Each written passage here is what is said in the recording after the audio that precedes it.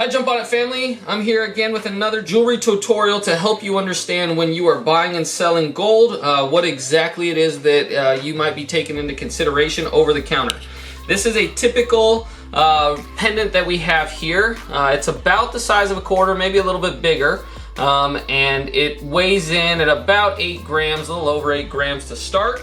And we're basically going to shred this thing apart and see what's on the inside that actually makes up the total value of the amount of gold in this piece. So I'm gonna go ahead and yes, I am destroying this piece to get this video going. So you're gonna see me here bend it in half, basically until it breaks.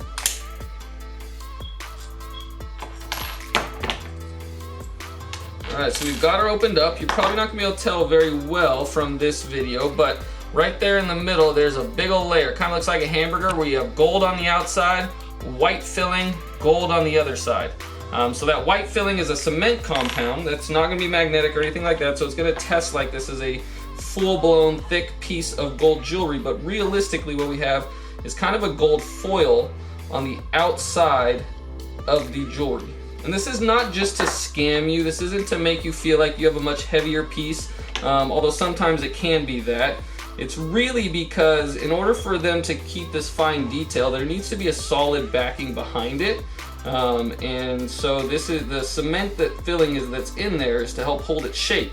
But if you're ever wondering why you feel like you have a really heavy piece of jewelry, and yet the guy at the pawn shop or the We Buy Gold or the jewelry store is not offering you a ton of money, it's because most of the time these pendants are actually filled with this cement compound, making up the total weight. So I'm gonna get this thing broken all apart and get just the gold extracted, and we're gonna see what the total weight is once we just have the gold.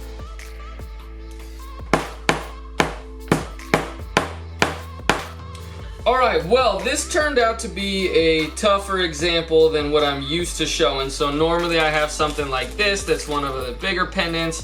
It's a nice hollow foil type of deal. That the cement literally just comes right out. This was a smaller, thinner piece. It's what I had available this time. So I actually took this, I went and threw it into the sonic cleaner, which is gonna vibrate it, mix it all up. It basically got that cement compound out of there.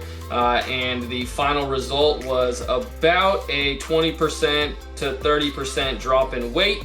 And so you can see that even though this wasn't a very egregious example, but that is still a massive impact in the total weight, and you can imagine on large pendants that can be even worse. I mean, I've seen it where it's only about 20% of the total weight is actually gold. So again, when you're buying this stuff, just be cognizant and careful that you might be paying for a chunk of cement in that piece of jewelry. And on the flip side, if you ever go to sell it, that the person on the other end is going to do their due diligence to make sure that that is not a cement-filled piece, and if it is, that they're going to reduce the weight for that value. Don't be mad at them for it. Be mad at the jeweler that made it for you and sold it to you the first time, that ripped you off when you paid way too much for a chunk of cement.